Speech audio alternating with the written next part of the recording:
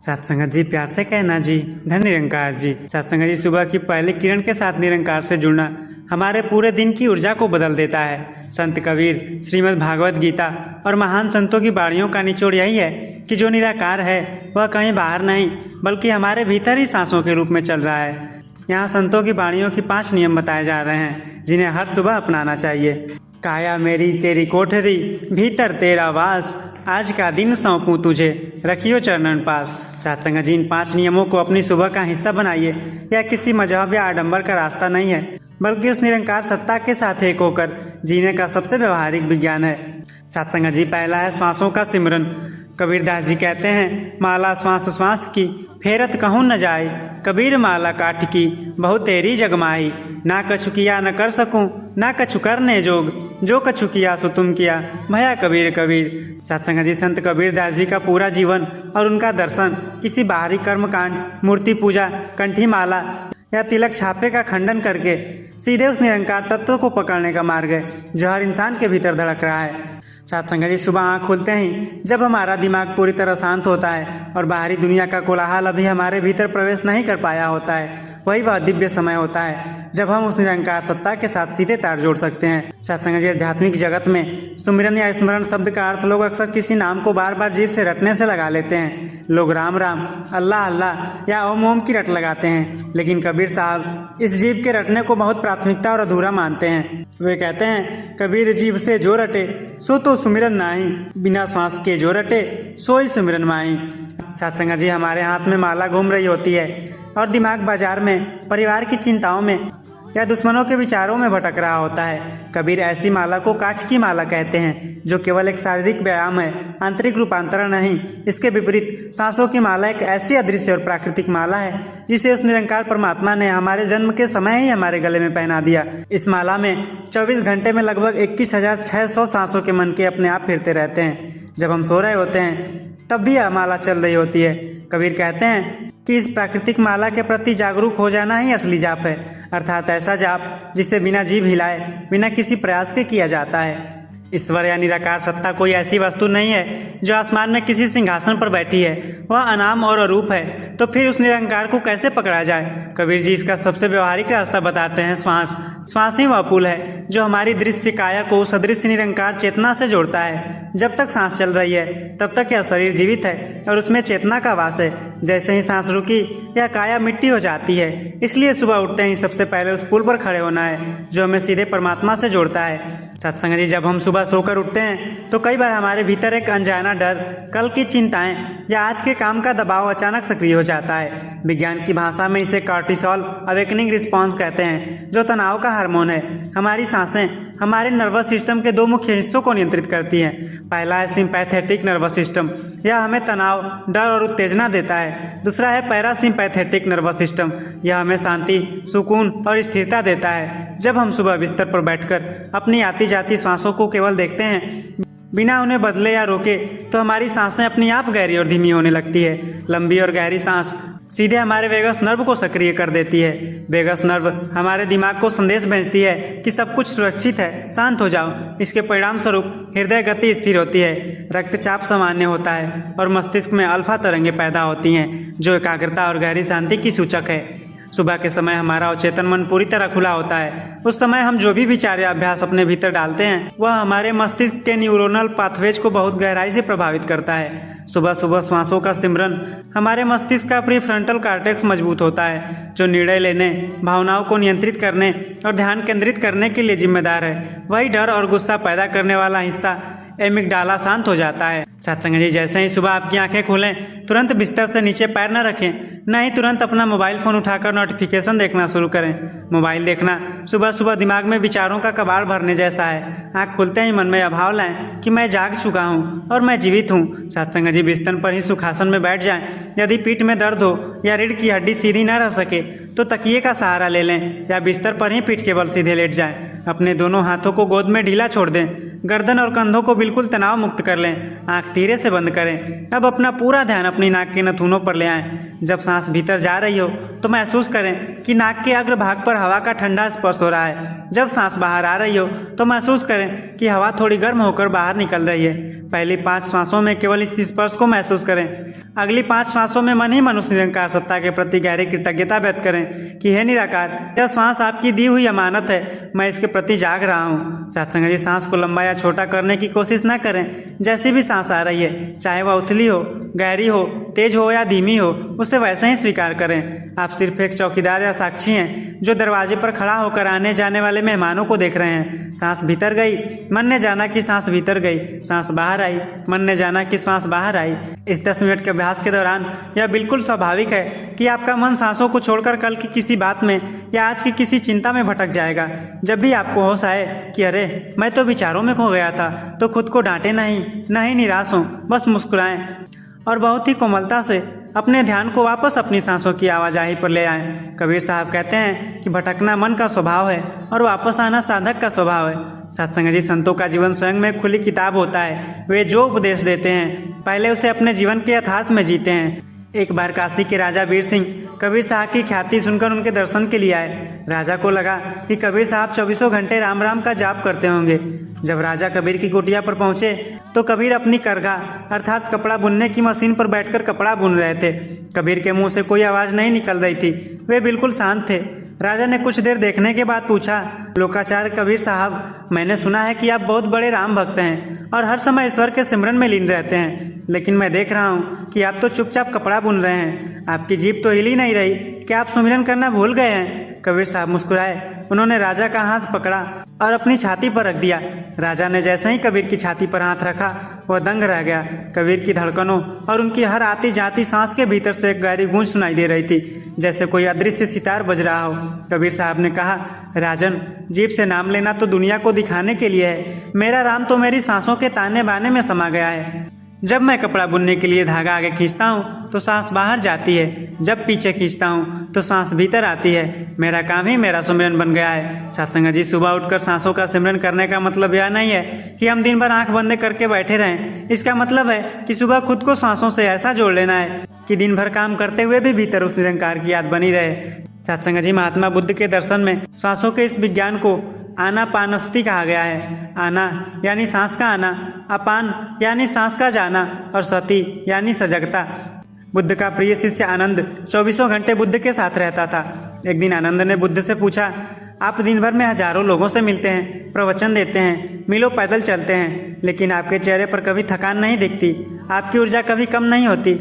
आपकी इस अटूट शांति का क्या रहस्य है? आप सुबह उठकर कौन सी गुप्त साधना करते हैं? बुद्ध ने आनंद को अपने पास बिठाया और कहा, आनंद, मैं सुबह उठकर कुछ अलग नहीं करता, मैं केवल अपनी सांसों की शरण में जाता हूँ। जब मैं सांस लेता हूँ तो मैं पूरी तरह से केवल सांस होता हूँ। मैं न भूतकाल में होता हूँ न भविष्य काल में। सांस हमेशा वर्तमान में चलती है। जो इंसान हर सुबह अपनी सांसों के साथ जीना सीख लेता है, वह असीम ऊर्जा के स्रोत यानी उस निराकार ब्रह्मांडीय चेतना से जुड़ जाता है। फिर संसार की कोई भी परिस्थिति उसकी ऊर्जा को सोख नहीं सकती। ईरान के एक सम्राट ने एक सूफी फकीर से पूछा कि दुनिया में सबसे कीमती चीज क्या है? राजा को लगा कि फकीर उसके हीरे जवाहरात, उसके महल या उसकी सल्तनत का नाम लेगा। फकीर ने राजा से कहा, जरा कल्पना करो राजन, तुम एक बहुत बड़े रेगिस्तान से गुजर रहे हो। तेज धूप है, चारों तरफ सिर्फ रेत है और तुम्हारा पानी खत्म हो चुका है। तुम प्यास से तड़प रहे हो, तुम्हारे सांसें उखड़ने लगी हैं और तुम मौत के करीब हो। उसी समय मैं तुम्हारे सामने पानी का एक गिलास लेकर आता हूँ। तुम उसे गिलास पानी के बदले मुझे अपनी कितनी सल्तनत दे दोगे? सम्राट ने कुछ देर सोचा और कहा, ऐसी स्थिति में तो जान बचाने के लिए मैं अपनी आधी सल्तनत तुम्हें दे दूंगा। फकीर ने फिर पूछा, अब तुम दूसरी बार कल्पना करो, तुमने वह पानी पी लिया, लेकिन अब वह पानी तुम्हारे शरीर के भीतर जाकर पेशाब के रूप में बंद हो गया हो। तुम्हारा पेट फूल रहा है, तुम भयंकर दर्द से तड़प रहे हो और तुम्हारी सांस रुकने वाली है। कोई डॉक्टर आकर कहता है कि मैं तुम्हारा यह दर्द ठीक कर दूंगा, लेकिन बदले में मुझे क्या दोगे? तुम उसे क्या दोगे? सम्राट ने कहा, मैं अपनी बची हुई आधी सल्तनत भी उसे दे दूंगा। फकीर हंसा और बोला, राजन, तो इसका मतलब यह हुआ कि तुम्हारी पूरी सल्तनत की कीमत सिर्फ एक गिलास पानी और एक बार खुलकर आने वाली सांस के बराबर ही है। फिर इस सल्तनत पर इतना अहंकार क्यों? हर सुबह जब तुम्हें बिना किसी तकलीफ के सांस मिल रही है तो उस निरंकार का शुक्राना क्यों नहीं करते? सत्संग जी, हमारा दिमाग 1 मिनट में लगभग 60 से 90 विचार पैदा करता है। इनमें से 90% विचार फालतू और नकारात्मक होते हैं। विचार या तो अतीत के पछतावे से जुड़े होते हैं या भविष्य के डर से। लेकिन सांस की एक खूबी है, सांस न तो कभी अतीत में चल सकती है और न ही भविष्य में। सांस हमेशा इसी पल, इसी सेकंड यानी वर्तमान में चलती है। जैसे ही आप सुबह उठकर अपना ध्यान विचारों से हटाकर सांसों पर लाते हैं, आपका दिमाग तुरंत वर्तमान क्षण में आ जाता है। जब दिमाग वर्तमान में आता है तो वहाँ न कोई डिप्रेशन होता है और न कोई एंग्जाइटी। सत्संग जी, दूसरा नियम है अनासक्ति और निष्काम कर्म। कर्मण्येवाधिकारस्ते माँ फलेषु कदाचन माँ कर्म फल हेतु भूर्मा ते संगोऽस्त्व कर्मणि। सत्संग जी, कृष्ण अर्जुन से यह नहीं कह रहे कि मेहनत करो और उम्मीद मत रखो। कृष्ण कह रहे हैं रिजल्ट पर अपना हक जताना बंद करो, क्योंकि रिजल्ट तुम्हारे हाथ में है ही नहीं। तुम्हारा हक सिर्फ तुम्हारी मेहनत पर है। सुबह उठते ही इस नियम को अपनाने का मतलब है दिन भर के लिए खुद को एंटी स्ट्रेस शील्ड पहना देना। अमेरिका के एक बहुत बड़े स्नाइपर से एक इंटरव्यू में पूछा गया, जब आप 2 किलोमीटर दूर खड़े दुश्मन पर निशाना लगाते हैं, जहां हवा का दबाव, तापमान और 1 सेकेंड की चूक भी मिशन फेल कर सकती है, तब आपके दिमाग में क्या चल रहा होता है? क्या आपको डर नहीं लगता कि निशाना चूक गया तो क्या होगा? उस शूटर ने एक कमाल का जवाब दिया। उसने कहा, जैसे ही मैं ट्रिगर पर उंगली रखता हूँ, मैं भूल जाता हूँ कि सामने दुश्मन है या देशभक्ति का कोई मिशन। मेरा पूरा ध्यान सिर्फ 2 चीज़ों पर होता है, मेरी अपनी सांस की गति और मेरी बंदूक की साइट। अगर मैं यह सोचने लगूं कि गोली लगने के बाद मेडल मिलेगा या निशाना चूकने पर कोर्ट मार्शल होगा, तो मेरा हाथ कांप जाएगा और निशाना पक्का चूकेगा। यही निष्काम कर्म है। जब आप काम करते वक्त भविष्य के परिणाम के बारे में सोचते हैं तो आपका दिमाग 2 हिस्सों में बंट जाता है। आधा दिमाग काम कर रहा होता है और आधा दिमाग ख्याली पुलाव पका रहा होता है। नतीजा यह होता है कि आपका काम खराब हो जाता है। कृष्ण कहते हैं कि परिणाम की चिंता छोड़कर वर्तमान के कर्म में पूरी तरह डूब जाना ही सबसे बड़ी चालाकी है। सत्संग जी, जब एक पायलट विमान उड़ाता है तो वह यह सोचकर नहीं उड़ता कि अगर प्लेन क्रैश हो गया तो ब्लैक बॉक्स में मेरी आवाज़ कैसी आएगी। वह सिर्फ कंट्रोल्स पर ध्यान देता है। सुबह उठते ही आपको बिस्तर पर बैठकर ये 3 स्टेप्स करने हैं। स्टेप 1, आँख खोलते ही सोचें कि आज आपको कौन कौन से काम करने हैं। कॉलेज जाना, असाइनमेंट पूरा करना या कोई प्रोजेक्ट। दूसरा है मन में कहें कि इन कामों में मैं अपनी पूरी जान लगा दूंगा बिना किसी आलस्य के, लेकिन इसके बाद जो भी रिजल्ट आएगा, चाहे लोग तारीफ करें या कमियां निकालें, उसे मैं इस निरंकार की मर्जी मानकर स्वीकार करूंगा। तीसरा है अपने दिमाग को एक रोबोटिक मोड में डालें, जहां आप सिर्फ प्रोसेस के मजे लेंगे, एंड प्रोडक्ट के नहीं। सत्संग जी, सोचिए फीफा वर्ल्ड कप का फाइनल मैच चल रहा है। मैच पेनाल्टी शूटआउट तक पहुंच चुकी है। एक खिलाड़ी फुटबॉल के पास आता है, स्टेडियम में 90,000 लोग चिल्ला रहे हैं, करोड़ों लोग टीवी पर देख रहे हैं। अगर वह खिलाड़ी गोल पोस्ट को देखकर सोचे, अगर यह गोल नहीं हुआ तो पूरा देश मुझसे नफरत करेगा, मेरी बदनामी होगी, मेरा कैरियर खत्म हो जाएगा, तो 90% चांस है कि वह नर्वस होकर बॉल को बाहर मार देगा। लेकिन जो चैंपियन खिलाड़ी होते हैं उनका दिल खाली और सर शांत होता है। वे उस वक्त ना तो देश के बारे में सोच रहे होते हैं न ट्रॉफी के बारे में। वे सिर्फ बॉल की पोजीशन और गोलकीपर के मूवमेंट को देखते हैं। वे परिणाम से अनासक्त होते हैं, इसलिए वे सटीक गोल दाग पाते हैं। सत्संग जी, निष्काम कर्म का मतलब हाथ पर हाथ रखकर बैठना या सन्यासी बन जाना बिल्कुल नहीं है। इसका मतलब है कर्म करो एक बादशाह की तरह और परिणाम को स्वीकार करो एक फकीर की तरह। जब आप सुबह उठकर इस एटीट्यूड के साथ मैदान में उतरते हैं तो दुनिया की कोई भी ताकत आपको डरा नहीं सकती, क्योंकि जिसने हारने का डर और जीतने का लालच दोनों इस निरंकार को सौंप दिए, वह इंसान इस दुनिया का सबसे खतरनाक और अजय योद्धा बन जाता है। सत्संग जी, तीसरा नियम है घटघट में निरंकार के दर्शन। संत रविदास जी कहते हैं, तो ही मोहि मोहि तो ही अंतर कैसा, कनक कटिक जल तरंग जैसा। इस बाणी में रविदास जी कह रहे हैं कि परमात्मा और हमारे बीच कोई अंतर नहीं है। ठीक वैसे ही जैसे सोने और सोने के कंगन में कोई अंतर नहीं होता, या नदी के पानी और उसकी लहर में कोई अंतर नहीं होता। सब एक ही निरंकार ऊर्जा के अलग अलग रूप हैं। इस नियम को एक्टिवेट करने का मतलब है दिन भर के लिए खुद को एक नेगेटिविटी फिल्टर दे देना, ताकि कोई भी एटीट्यूड वाला इंसान आपकी मानसिक शांति भंग न कर सके। मशहूर मनोवैज्ञानिक कार्ल रोजर्स ने एक बार एक केस स्टडी शेयर की थी।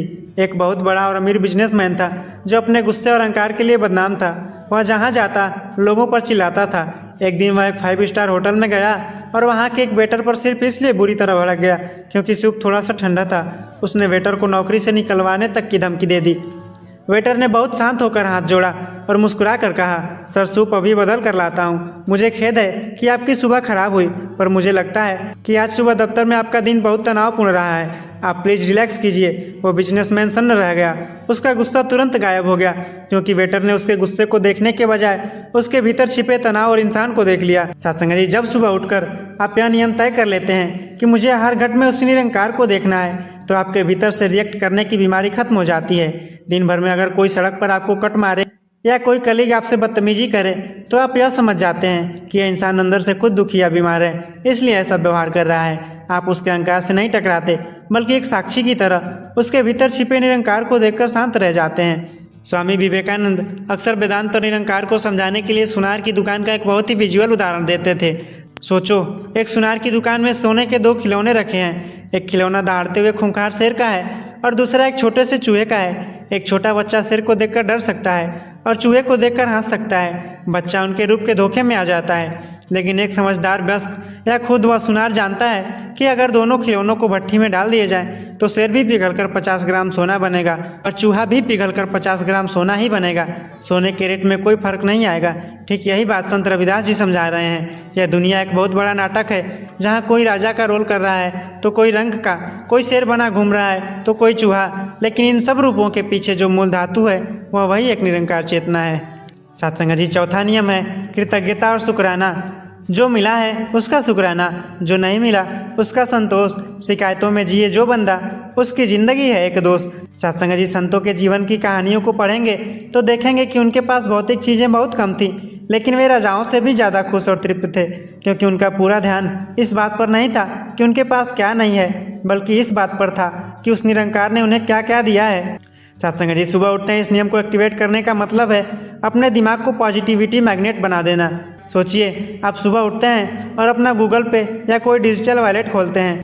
आपको वहाँ एक स्क्रैच कार्ड मिलता है। आप उसे स्क्रैच करते हैं और उसमें लिखा आता है बेटर लक नेक्स्ट टाइम, अर्थात अगली बार प्रयास करें। आपको कोई पैसा नहीं मिलता, आप चिढ़ जाते हैं और स्क्रीन बंद कर देते हैं। अब दूसरी तरफ सोचिए, एक इंसान है जो पिछले 10 सालों से व्हीलचेयर पर है या अस्पताल के आईसीयू में वेंटिलेटर पर है, जिसे सांस लेने के लिए भी लाखों रुपए चुकाने पड़ रहे हैं। अगर उस इंसान से कोई कहे कि आपको कल सुबह उठकर अपने पैरों पर खड़े होने और बिना किसी मशीन के ताजी हवा में खुलकर सांस लेने का चांस मिलेगा, तो उसके लिए यह किसी करोड़ रुपए की लॉटरी जीतने जैसा होगा।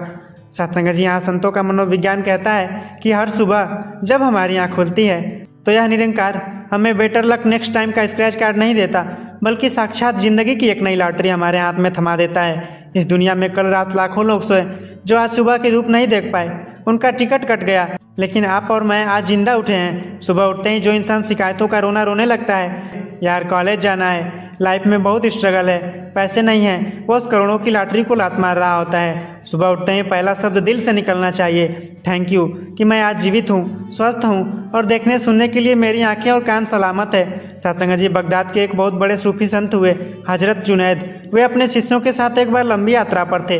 रास्ते में भयंकर सूखा पड़ा हुआ था, न खाने को कुछ था और न पीने को पानी। 3 दिन से पूरी मंडली भूखी प्यासी तपती धूप में चल रही थी। रात हुई तो ठहरने के लिए एक खंडहर मिला, जहाँ ठंडी हवाएं चल रही थीं और ओढ़ने के लिए सिर्फ एक फटा हुआ कंबल था। शिष्यों के सब्र का बांध टूट गया। वे मन ही मन भगवान को कोस रहे थे कि हम इतने बड़े संत के साथ हैं, फिर भी हमारे नसीब में यह मुसीबत क्यों है। तभी उन्होंने देखा कि संत जुनैद उस फटे कंबल को ओढ़कर घुटनों के बल बैठ गए और आसमान की तरफ हाथ उठाकर रोते हुए बोले, ऐ पाक परवरदिगार, तेरा कोटि कोटि शुक्राना है कि तूने इस मुश्किल वक्त में भी हमें ठहरने के लिए छत दी, हवाओं से बचने के लिए कंबल दिया और मेरे शिष्यों को सुरक्षित रखा। तू कितना दयालु है। शिष्य हैरान रह गए। उन्होंने पूछा, गुरुदेव 3 दिन से खाना नहीं मिला, बदन टूट रहा है, इसमें शुक्राना किस बात का कर रहे हैं आप। जुनैद मुस्कुराते हुए बोले, मूर्खों, शुक्राना परिस्थितियों का नहीं, इस बात का है कि इतनी विपरीत परिस्थितियों में भी उस मालिक ने हमारे भीतर का सब्र और विश्वास टूटने नहीं दिया। हम अभी भी उसके शुक्र में डूबे हैं, यही सबसे बड़ी दौलत है। सत्संग जी, बिस्तर छोड़ने से पहले अपने दोनों हाथों को फैलाइए और अपने दिमाग में केवल इन 3 चीज़ों का नाम लीजिए। पहला है थैंक यू उस निरंकार सत्ता को जिसने रात भर मुझे इस सुरक्षित बिस्तर और छत के नीचे जिंदा रखा, जबकि दुनिया में लाखों लोग बेघर हैं। दूसरा, थैंक यू इस बात के लिए कि मेरे पास आज खाने के लिए भोजन है, पहनने के लिए कपड़े हैं और आगे बढ़ने के लिए इंटरनेट या शिक्षा जैसी ताकत है। तीसरा है उन 2-3 लोगों के लिए जो मुझसे बिना किसी स्वार्थ के प्यार करते हैं, जैसे माँ बाप या कोई सच्चा दोस्त। न्यूरोसाइंस कहता है कि जब आप सुबह सुबह इन 3 चीज़ों के प्रति गहरे शुक्राने में डूबते हैं तो आपके दिमाग में डोपामाइन और सेरोटोनिन का ऐसा ज़बरदस्त ब्लास्ट होता है कि आपका मूड तुरंत फ्रेश हो जाता है और आप पूरे दिन के चैलेंजेस को निपटने के लिए रॉक स्टार की तरह तैयार हो जाते हैं। सत्संग जी, इस नियम का बहुत ही विजुअल और प्रैक्टिकल उदाहरण देखते हैं। सोचिए, एक बहुत बड़ा और खूबसूरत बाग है, वहाँ रंग बिरंगे गुलाब खिले हैं, हरी घास है, फवारे चल रहे हैं और चिड़िया चहक रही हैं। लेकिन उसी बाग के कोने में थोड़ा सा कचरा और गंदगी भी पड़ी है। अब दो फोटोग्राफर उस बाग में जाते हैं। पहला फोटोग्राफर जूम लेंस लगाता है और पूरे बाग की खूबसूरती को छोड़कर सिर्फ उस कचरे के ढेर पर फोकस करता है और उसकी 10 तस्वीरें खींचकर लाता है। वह कहता है यह बाग बहुत गंदा और बकवास है। दूसरा फोटोग्राफर कचरे को इग्नोर करता है और खिलते हुए गुलाबों और उड़ती हुई तितलियों के शानदार माइक्रो शॉट्स लेता है। वह कहता है यह बाग तो जन्नत है। सत्संग जी, बाग एक ही था लेकिन दोनों की तस्वीरें अलग थी क्योंकि दोनों का फोकस अलग था। यह दुनिया भी इसी बाग की तरह है, खुशियाँ भी हैं और दिक्कतें भी हैं। अहंकारी और सरफिरा इंसान सिर्फ कचरे पर फोकस करता है और चिढ़ता रहता है, लेकिन संतों का मार्ग यह सिखाता है कि सुबह उठते ही अपना लेंस गुलाबों पर सेट कर लो ताकि आपकी जिंदगी की रील हमेशा खूबसूरत बनी रहे। सत्संग जी, 5वां और अंतिम नियम है अत्त दीपो भव, अर्थात स्वयं की शुद्धि और आत्मनिर्भरता का नियम। महात्मा बुद्ध कहते हैं अत्त दीपा विहरत अत्त शरणा अनंग शरणा तस्मात् इहैव आनंद अपदीपो भव। जब बुद्ध इस दुनिया से जा रहे थे तो उनका सबसे प्यारा शिष्य आनंद रोने लगा और बोला, आपके जाने के बाद हमारा क्या होगा? हमें रास्ता कौन दिखाएगा? चारों तरफ अंधेरा छा जाएगा। बुद्ध ने आंखें खोली और आनंद से कहा, आनंद रो मत, मेरे होने से भी तुम्हें रोशनी नहीं मिलती, तुम्हें अपनी रोशनी खुद बनाना होगा। अपदीपो भव, अपने दीपक स्वयं बनो, किसी दूसरे की शरण में मत जाओ, अपनी ही आत्मा की शरण में जाओ। सत्संग जी, हम अपने सोशल मीडिया अकाउंट के पासवर्ड की सुरक्षा तो बहुत कड़े तरीके से करते हैं, लेकिन अपने मूड, अपनी शांति और अपने दिमाग का पासवर्ड हम सुबह उठते ही कौड़ियों के भाव सड़क पर चलते हुए लोगों को बांट देते हैं। किसी ने सुबह सुबह आपकी पोस्ट पर एक गंदा कमेंट कर दिया, आपका मूड खराब हो गया, पासवर्ड हैक। दफ्तर या कॉलेजों में किसी ने आपकी तारीफ नहीं की या इग्नोर कर दिया, आप उदास हो गए, पासवर्ड हैक। रास्ते में किसी ने आपकी गाड़ी के आगे कट मार दिया और गाली दे दी, आप दिन भर गुस्से में बोलते रहे, पासवर्ड हैक। बुद्ध कहते हैं कि जब आपकी खुशी और दुख दूसरों के व्यवहार पर टिकी है तो आप एक गुलाम हैं। सुबह उठते ही बिस्तर पर बैठिए, अपनी छाती पर हाथ रखिए और खुद से कहिए, मेरा मूड, मेरी शांति, मेरा सुकून सिर्फ और सिर्फ मेरे कंट्रोल में है। आज मैं अपने दिमाग का पासवर्ड किसी को हैक नहीं करने दूंगा। रोल्स रॉयस की किसी महंगी स्पोर्ट्स कार का एक व्यवहारिक उदाहरण देखते हैं। सोचो, एक चमचमाती हुई 4 करोड़ की स्पोर्ट्स कार है, उसका इंजन सुपर पावरफुल है, इंटीरियर आलीशान है। वह कार सड़क पर 300 किलोमीटर प्रति घंटा की रफ्तार से दौड़ सकती है, लेकिन अगर उस कार को ले जाकर किसी गंदे दलदली कीचड़ के गड्ढे में खड़ा कर दिया जाए तो क्या वह कार चीखने चिल्लाने लगती है? क्या उसका इंजन गुस्से में आकर ब्लास्ट हो जाता है? क्या वह कीचड़ जैसी गंदी हो जाती है? नहीं, कार चुपचाप अपनी जगह खड़ी रहती है। गंदगी बाहर है, कार के भीतर कीचड़ की एक बूंद भी नहीं जा पाती। कार जानती है कि जब वो इस कीचड़ से बाहर निकलेगी तो अपनी पूरी रफ्तार से फिर दौड़ेगी। तो सत्संग जी, या समाज या फेक फ्रेंड सर्कल, लोगों के ताने और उनकी नेगेटिविटी, यह सब उस कीचड़ की तरह है। आप उस कीचड़ को दुनिया से गायब नहीं कर सकते, लेकिन बुद्ध का यह नियम हमें सिखाता है कि बाहर चाहे कितना भी कीचड़ अर्थात निंदा, ईर्ष्या और नफरत हो, उसे अपने भीतर के इंटीरियर अर्थात मन में प्रवेश मत करने दो। बाहर शोर होने दो, तुम अंदर से रोल्स रॉयस की तरह पूरी तरह साइलेंट और पावरफुल बने रहो। इस नियम को अपनी सुबह का सबसे कूल हिस्सा बनाने के लिए बिस्तर छोड़ने से पहले 1 मिनट की एक मेंटल एक्टिविटी करनी है, जिसे हम कहेंगे द फायरवॉल टेक्निक। जैसे कंप्यूटर में वायरस को रोकने के लिए फायरवॉल या एंटीवायरस होता है, वैसे ही सुबह बिस्तर पर बैठे बैठे 3 कमांड्स अपने दिमाग को दें। कमांड 1, आज अगर कोई मेरी झूठी तारीफ करेगा तो मैं अहंकार से फूलकर गुब्बारा नहीं बनूंगा, तारीफ उसकी ज़रूरत है, मेरी नहीं। कमांड नंबर 2, आज अगर कोई बिना बात के मुझ पर गुस्सा करेगा या मेरी निंदा करेगा तो मैं उस गुस्से को डाउनलोड नहीं करूंगा, वह उसका कचरा है, वो अपने पास रखे। तीसरा है, मैं अपनी ज़िंदगी का खुद कैप्टन हूँ, मेरी शांति बाहरी मौसम पर नहीं, मेरी भीतरी च्वाइस पर टिकी है। सत्संग जी, यह 3 लाइनें आपके नर्वस सिस्टम के चारों तरफ एक अदृश्य सुरक्षा कवच बना देगी, जिससे दिन भर में होने वाले मेंटल अटैक्स आप पर बेअसर हो जाते हैं। सत्संग जी, समुद्रों के बीच एक विशाल लाइट हाउस खड़ा होता है। रात का समय है, भयंकर समुद्री तूफान आया हुआ है। 20-20 फुट ऊंची लहरें पूरी ताकत से आकर उस लाइट हाउस की दीवारों से टकराती है।